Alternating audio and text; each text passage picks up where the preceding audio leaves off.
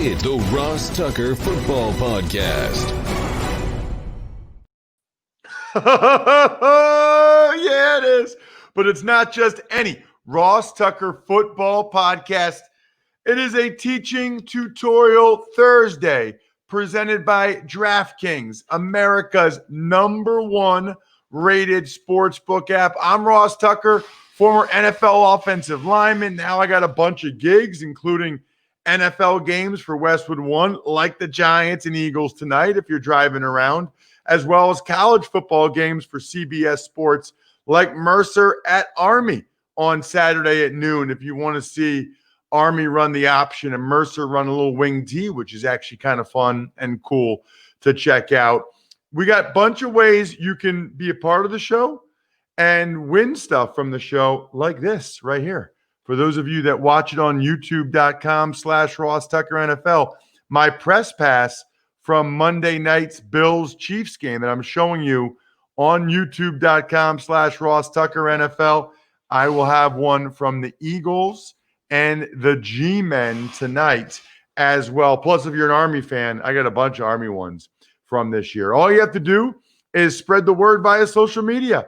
When I retweeted at RossTuckerNFL or the great Greg Cosell at Greg Cosell, or when the at RossTuckerPod handle tweets anything, or Instagram for the IG users out there, I do it on Facebook, facebook.com/RossTuckerNFL.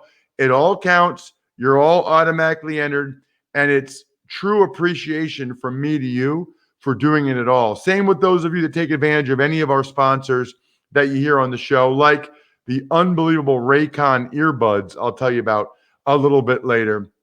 We also are trying to grow the YouTube page, so we appreciate those of you that subscribe, even if you just want to check out the highlight clips of the other shows. So let's say you don't listen to Fantasy Feast or College Draft or Andrew Brandt's Business of Sports or even Money Podcast.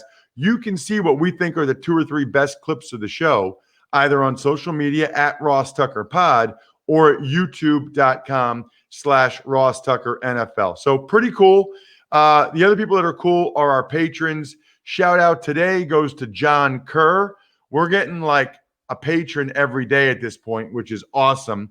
Patreon.com/RT Media. I think they want to be a part of the group, the private Slack channel, but for Tuckheads. But I also think they like that we're posting the bets from Even Money and the Friday picks and the press box food grades and the power rankings. It's all right there in black and white. So you don't have to write it down while you're listening to the show or drive around. It's Big Show time. The Big Show. Every week we get to talk with Greg Cosell, the executive producer of the NFL Matchup Show on ESPN and On Air Talent, as well as 41 years at NFL Films. Absolutely amazing. At Greg Cosell on Twitter. Greg, a lot to get to, as always. I want to start with the decision in Miami, and not the decision because there's a lot of different factors that go into that have nothing to do with watching the tape right now.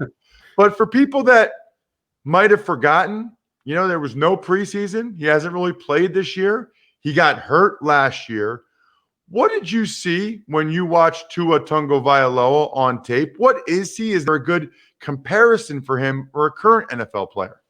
Oh, that's a great question. I mean, I guess for me, the comparison will start there. I think for him to be successful and reach his NFL ceiling, he'd have to play like a Drew Brees style player, an efficient, precise pocket passer, playing with high-level timing and rhythm and ball placement.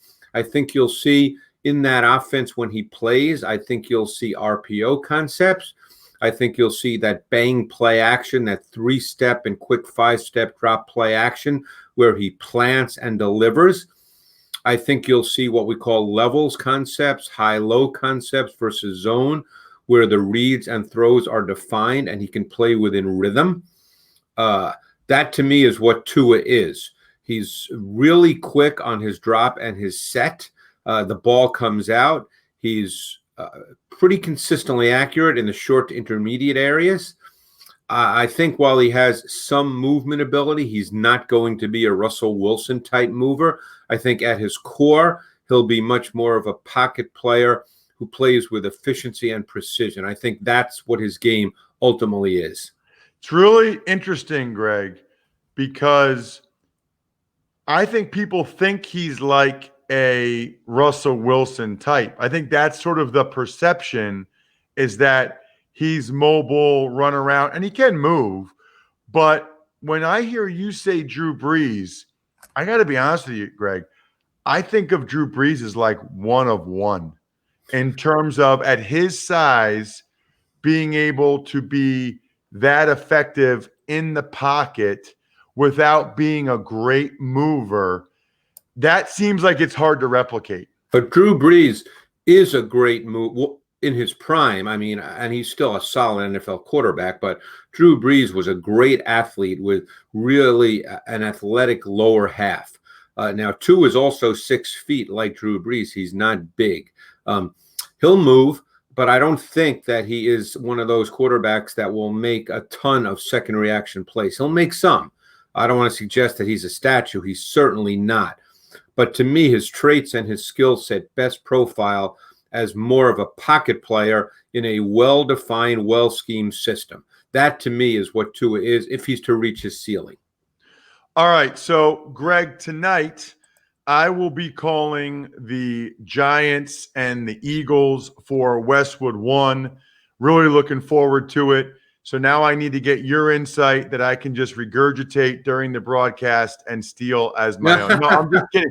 I did, by the way, Greg, I don't even know if you know this. I did mention your name on Monday's Westwood 1 broadcast with Scott Graham. I mentioned how you had said that both Patrick Mahomes and Josh Allen had been having some issues with zone coverage. And by the way, both those teams played a heck of a lot of two deep zone, making everything go in front of them, making the Chiefs run it. So I gave you a shout out. This, by the way, Greg, is going to be the featured DraftKings game of the week, since I'm going to be there tonight. Last I looked, the Eagles are 4.5-point favorites. The total was 43. So for people that want to potentially place a wager on a standalone game tonight, it's the only game on whether it's Westwood 1 or Fox Sports, on the DraftKings Sportsbook app. What interests you about this game? What are your thoughts about the Giants and the Eagles?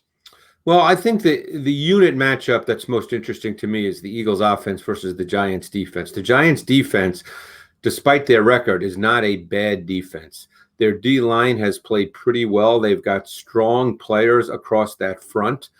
They play a ton of sub-defense, both nickel with 5 defensive backs, dime with 6 defensive backs. I think that the Eagles offense has been it's almost been a fascinating evaluation the last 2 weeks, because it's kind of a fits and starts offense, because they're obviously not putting out a lot of weapons, and the O-line is obviously a makeshift O-line. But they put up 29 and 28 points against 2 of the best defenses in the NFL. Wentz has been very gutsy, very competitive. He's been more consistently accurate the last 2 weeks. He's not missed routine throws.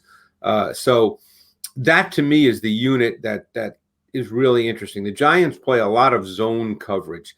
They play far more zone coverage than man coverage. So to me, it's 2 things have to happen. It's up to the Eagles coaching staff to design route concepts that attack zone and attack the voids in zone and present defined throws for Wentz. And then Wentz has to play within the timing of that. He must deliver the football within timing, because in zone you must do that. You can't wait a beat and be late. Greg, I'm curious, what do you see from Travis Fulgham? I mean, it's been 3 games now. Do you see enough to have faith or belief that this guy is the real deal and can be, an Eagles starting receiver for years to come, potentially? Well, he has traits, Ross, and I think that's what you'll look at. After 2 games, I just am not one of those people that can say, hey, this guy's going to be really good. But he's 6'2", he's 215, he moves well, he's competitive, he goes up and gets the ball with strong hands, he attacks the football. He has showed some nuance as a route runner. So I think there's traits there that you look at and say, with continued development, this guy has a chance to be a quality NFL receiver. Let's get to some of the other games, Greg, and I think let's start with the Pittsburgh Steelers and the Tennessee Titans, two undefeated teams. Should be an awesome matchup. What interests you the most in that matchup? Well, there's a couple of things I would say. Let's start on the Titans side of the ball against a really good defense. Now, we know Devin Bush is out, and Robert Spillane will take his spot. And by the way, Spillane played well last week when he came in. He's stylistically similar to Bush in that he's a smaller, athletic linebacker. But I think one thing to really look for in this game is the Titans' play-action pass game, particularly their quicker play-action pass game, where the linebackers are the people you want to affect. They'll take their shots here and there. They always do. But they're very, very good with this quick play-action pass game. As I mentioned, the quick 3-step, the 5-step, that is something I really think they need to be effective in this game to move the football. Unless Pittsburgh runs away and hides score-wise, which I don't think will happen, we know Derrick Henry will get carries. Now, maybe he breaks one, but I don't think they'll consistently grind out yards against this Steelers front, which is really big and really good. Stephon Tuitt, Haywood, we're talking really good players here. So I think Henry will get his 20 carries, but I don't see him consistently getting 4, 5, 6, 7 yards. On the other side of the ball, what the Steelers do, as well as any team in the league, and they've been doing it for years, is they work the one-on-one matchups outside the numbers in the pass game. Ben will throw those balls, Claypool, Washington. So to me, the hat must be worn in this game by Jonathan Joseph and Butler. They will be matched up, whether it's man or zone. When you're outside the numbers, you're playing that receiver. And I think that's where the matchup lies in this game. That's how the Steelers get their big plays. Talking with Greg Cosell, executive producer of the NFL Matchup Show. You also see him on the NFL Matchup Show each and every week here on the Ross Tucker Football Podcast. A couple of quarterbacks I wanted to get your thoughts on, Greg, one of which is Aaron Rodgers. He played so well until the Tampa game. And look, it's just one game, and I know Bakhtiari was out, and I know that Rodgers was under duress, but it still didn't seem like he played very well.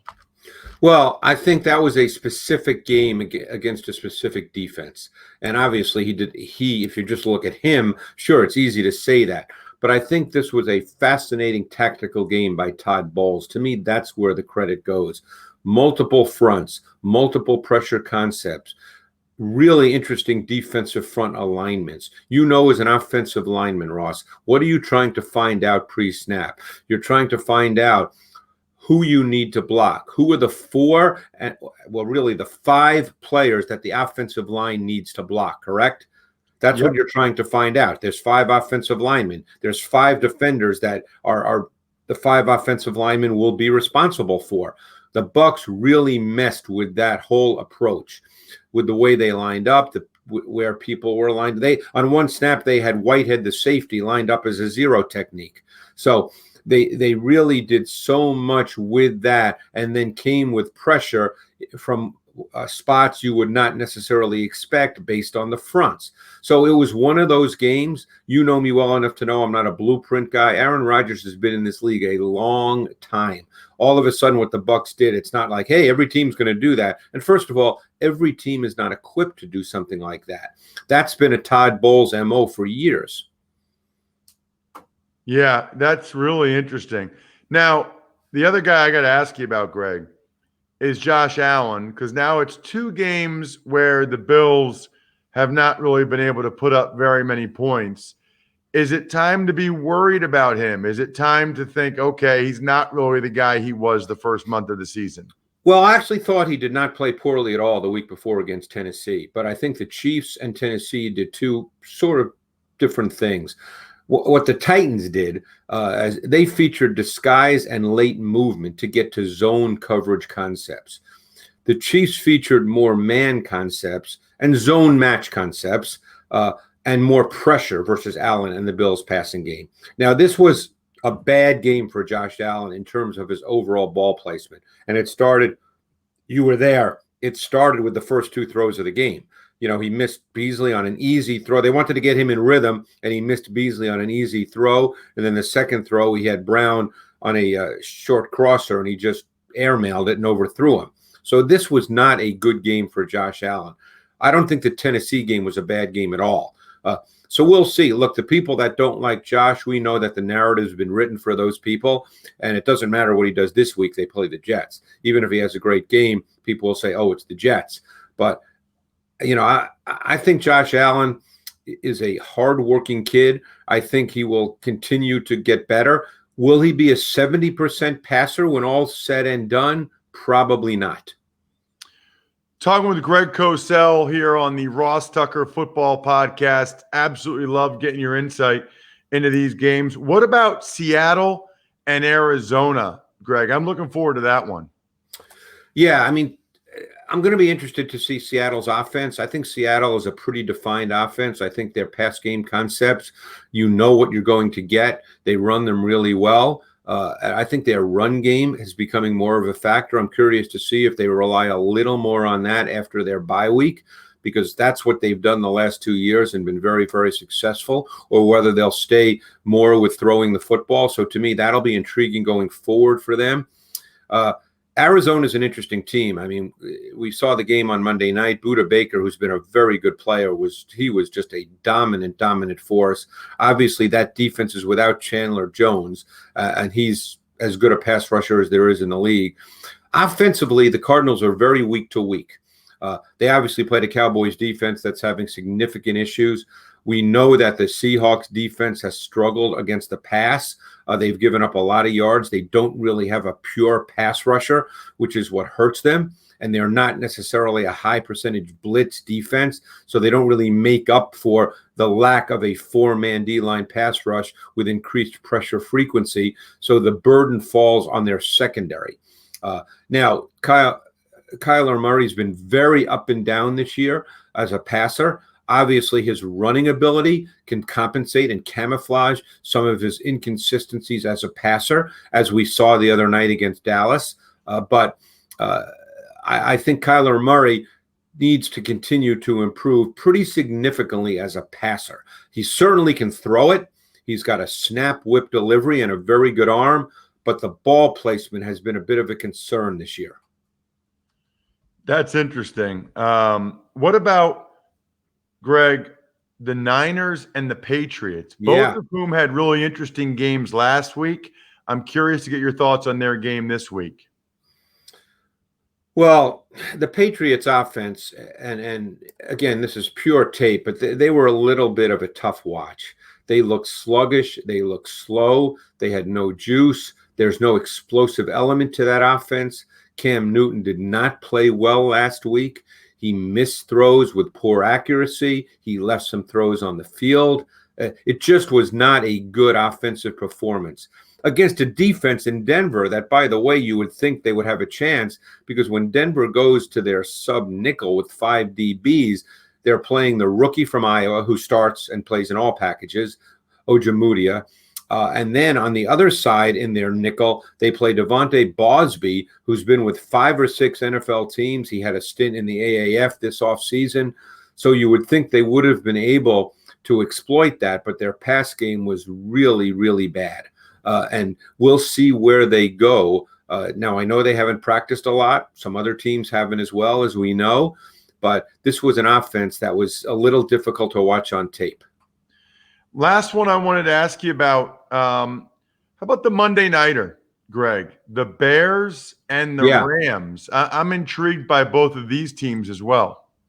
Yeah, the Rams are interesting. They obviously did not have their best offensive game this week. I think for the most part, Jared Goff has been very, very consistent. I think the key with Jared Goff and Sean McVay is to do the best you can consistently in defining the reads and throws, because when Goff is in rhythm and can turn it loose comfortably, he's a very, very good passer. The Bears are a defense that plays a lot of zone. They play some too high. So their pass rush can be really, really good. When their pass rush, with their 4-man pass rush, not a high percentage blitz team, Quinn, Mack, they often line Quinn and Mack up on the same side in their sub fronts, so you know what you're going to get as a defense, because you know the line will likely slide to the side of Mack and Quinn, so you know what you're going to get. But they're still tough to handle with a 4-man pass rush. So I think that's a critical element to this game. Can't wait. Looking forward to it. Just like I look forward to talking with you each and every week here on the Ross Tucker Football Podcast. Greg, thank you so much for your time. All right, Ross, appreciate it. Thank you. Thank you. Excellent stuff there from Greg Cosell. You know what else is excellent? Raycon's newest model, the Everyday E25 earbuds, their best ones yet. Check this out. 6 hours of playtime, seamless Bluetooth pairing, more bass,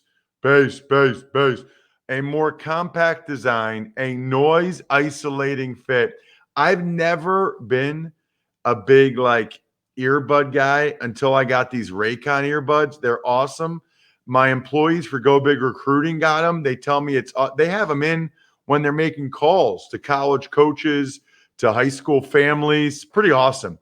And what's really cool is for a limited time, you get 15% off your order at buyraycon.com/Tucker.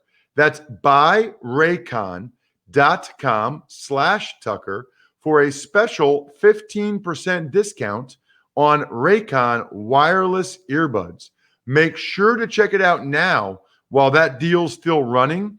buyraycon.com/Tucker. Tuck's Takes. Hey, Ross. Well, let's start today with Ryan Fitzpatrick in Miami, who said he was, quote, shocked and his heart hurt yesterday after he was benched for Tua Tagovailoa on Tuesday. You know, I could say a lot about this one, Bri, but Fitz saying his heart hurt my heart a little bit. And it's so often that you hear athletes say, it's not about the money, it's not about the money. Well, this is proof, right? Like Ryan Fitzpatrick's getting paid for the rest of this year either way. And in fact, for business reasons, it's probably nice now. He played pretty well, can sit on the bench, doesn't get hurt. He'll be able to sign somewhere again next year, no problem. That's not what it is for him. It's not what it's about. He wants to play. He wants to be out there. And I think it puts the pressure on Tua Tagovailoa even more to play well, because if Fitzpatrick feels that way, certainly there are other Dolphins veteran players that feel that way about Fitzpatrick. And they know now for sure how Fitzpatrick feels about it. So I think it puts even a little bit more pressure on Tua, which makes the decision to go to Tua now even more intriguing. Tuck's Takes. Pretty big news in Las Vegas, where Trent Brown was placed on the COVID-19 list. And as a result, John Gruden sent all 5 starting linemen home from practice. Right. We'll have to see what happens with the COVID protocols now and the close contacts. I think he was being safe. I guess they'll find out over the next day or two. Those guys will keep testing and they'll see if they were, in fact, close contacts. I think that they might have to have 5 days of clearance, or at least, actually, you know what? I think as long as if they're asymptomatic and as long as they have multiple days where they test negative, I think they're okay. I'm a little bit confused on the process right now. For the other linemen, I mean, Trent Brown tested positive, so he's clearly out, which is a big loss for the Raiders going against the Bucs and that D-line. We saw what they just did, and Greg talked about it, to the Packers. That's a pretty big loss for the Raiders, to be sure. And we'll see how many of these other offensive linemen may have gotten it or may not be able to play for the Raiders. This was one of the fears, obviously, coming into the year, is what happens if an entire position group gets it. Tuck's Takes. Speaking of the O-line, Bills cut guard Quentin Spain. The Eagles cut guard Jamon Brown. Seahawks signed linebacker Michael Kendricks to the practice squad. And LSU announced that former wide receiver Odell Beckham Jr. has been banned from the school for 2 years after his making it rain, I guess you'd say, at the Superdome after LSU won the national championship. All right, so for Quentin Spain, I am surprised the Bills were not able to trade him. He played well last year. He got an extension after the year. I'm a little surprised that they put him on the bench. I think, why did they sign Brian Winters then? It's because they didn't know that, they were going to put Cody Ford at guard because they wanted to get Cody Ford on the field because Darrell Williams is playing well. But they should have just had Cody Ford at right guard and Quentin Spain at left guard and not signed Brian Winters. But whatever, they're doing what they think they should do right now. But that really hurts their depth. A little surprised they couldn't trade him because there are a lot of teams like the Eagles, for example, that could really use a starting guard like Quentin Spain. He'll probably get signed pretty quickly. He's a solid starting guard in the NFL. And there are several teams with injuries that could really use him. As for Jamon Brown, I feel bad, but I don't. He got an opportunity. He did not play well at all. There's not really a reason for the Eagles to keep him if he's going to play as poorly as he did on Sunday. I mean, the value of a guy with 47 starts like that is you feel like you can put him out there and he'll be able to not be a liability. Well, that's exactly what he was against the Ravens. I mean, they probably win that game if Jamon Brown doesn't play as poorly as he did. So I understand why they cut him. Michael Kendricks, man, the Seahawks have had all kinds of guys on their practice squad recently. All kinds of guys. It's like Snacks Harrison. I'm trying to think who else. They've had a lot of good players. Is that where the safety is as well, who used to play for the Browns and the Packers, whose name's escaping me right now? Demarius Randall. I think that the Seahawks have been stashing guys on the practice squad. Maybe next up's Antonio Brown. We'll see. As for the LSU thing, look, I thought it was funny what Odell Beckham Jr. was doing, like handing money to those guys. I thought it was kind of hilarious for it to be that blatant, that out in the open. But he's just not the brightest bulb. I mean, so many of the things he does, it's just stupid. Like, it's funny, but it's just not smart. You can't – look, he could have easily given those guys money. You just don't give it to them on the field at the Superdome when there's a million cameras out there. I mean, if you wanted to reward those guys, and that happens, believe me, you don't need to do it in the open like that. It's just not smart. And then he also had quotes yesterday where he said COVID would never enter his body. He respects COVID. COVID respects his body. It's a mutual respect thing. What are you talking about, dude? What are you talking about? What's scary is I think he believes some of this. Like, scary. Really scary. Tuck's Takes. It's Thursday, so we have a game tonight. Ross, you're going to be there. Giants and Eagles. What do you think is going to happen? Yeah, the vaunted double dip. I'll be doing Eagles pregame for an hour, 6 to 7. Then I got to get ready for the game, which starts at 8. The Giants have really struggled against the Eagles, really struggled. But the Eagles are so shorthanded. Now, the good news for the Eagles is that it looks like Lane Johnson will play at right tackle. They are getting Deshaun Jackson back for this game, who's a really good complement for Travis Fulgham and Greg Ward. I mean, if Deshaun Jackson can be what Deshaun Jackson normally is, Bri, then you have the speed guy in Deshaun Jackson, Greg Ward in the slot, who's pretty good, and then you have Travis Fulgham, who Greg Cosell talked about earlier, who looks like a good X receiver, big X receiver, contested catch. So the Eagles kind of have a decent trio tonight, actually. And Matt Pryor is off the COVID list. So I don't know if they will, but he could conceivably start at right guard next to Lane Johnson, Herbig at left guard. I mean, they could actually have a decent group. Now, the tight end's still a mess. The running back's still a mess.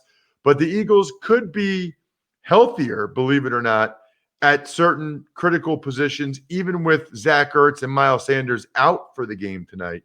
Greg is right, though. The Giants' defense has played pretty well.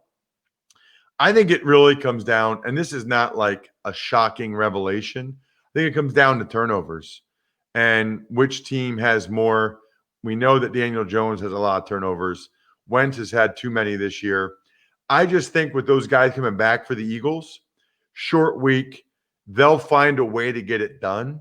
It's probably, I'm going to say 24-23 Eagles. I sit on the Even Money podcast. I kind of like the Giants catching the points.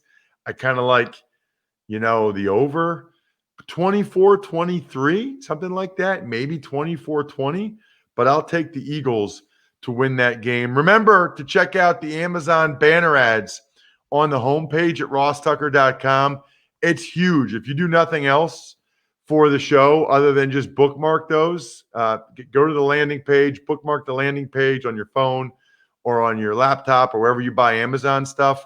That really helps us. Shout outs today to Pizza Boy Brewing, DynastyFreaks.com, Sporticulture, SteakhouseSports.com, and Vision Comics with an X. I think we're done here. Thanks for listening to the Ross Tucker Football Podcast. Make sure to also subscribe to the Fantasy Feast, Even Money, Business of Sports, and College Draft. All available at Apple Podcasts, RossTucker.com, or wherever podcasts can be found.